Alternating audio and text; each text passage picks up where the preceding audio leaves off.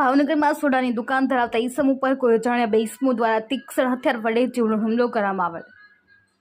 ભાવનગર શહેરના કરચલિયાપરામાં રહેતા અને હેઠાણ ફળીમાં દુકાન ધરાવતા દિનેશભાઈ ઉપર કોઈ બે અજાણ્યા ઈસમો દ્વારા અચાનક દુકાન પર આવી તીક્ષ્ણ હથિયાર તલવાર સાથે હુમલો કર્યો હતો, જેમાં દિનેશભાઈને ઈજા પહોંચતા સારવારથી ભાવનગર સાટી હોસ્પિટલ ખાતે ખસેડવામાં આવેલ।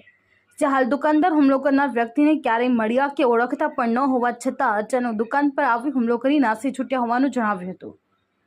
જ્યારે બનાવને લઈ દુકાન માલિક દ્વારા હુમલો કરનાર બંને અજાણ્યા ઈસમો વિરુદ્ધ પોલીસે ફરિયાદ માટેની તજવીજ હાથ ધરેલ। ત્યારે હાલ ભાવનગર શહેરમાં રોજમ રોજ આવા લોખા ઈસમોના ત્રાસને લઈ અનેક લોકો જીવના જોખમે જીવી રહ્યા છે। પોલીસ દ્વારા હવે કોઈ કડક કાર્યવાહી કરે તેવી લોકોમાં માંગ ઉઠી છે। Ashwin Gohel, C news, Bhavnagar. બે જણા આવ્યા, મને ખબર નહોતી। હું તો પાનવાની દુકાને સોળાની મારી દુકાન છે, હું ધંધો કરતો હતો। ઓચિંતન આવીને એક કને ધાર્યું હતું ને એક કને તલવાર।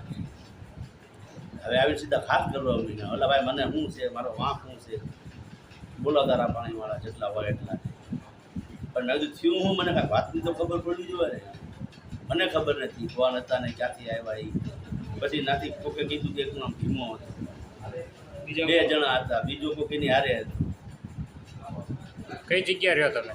હું કરચલિયાપરા હેઠાણ પડી। શું નામની દુકાન જણાવો? હું મારે સોળા ને પાનવાની દુકાન છે। શું નામ છે દુકાન? વિધવા પાન સેન્ટર। દુકાનમાં જે પાછળ તલવાર મારીશ ને એ તલવાર ભટકી ગઈ છે અને દુકાનની અંદર જ પડી છે ને તોડફોડ થોડું ઘણું દુકાનમાં એ લોકો કરી ગઈ આમ હારી આને ફેરવા એ તલવાર જે વાહમાં મારી તલવાર ભટકી ગઈ અંદર જ પડી છે। જૂની કાંઈ અદાવત છે તમારે? કાંઈ જૂની કાંઈ અદાવત કાંઈ? ના, હું ઓળખતો નથી તો અદાવત ક્યાંથી આવ્યું? ઓળખતો જ નથી।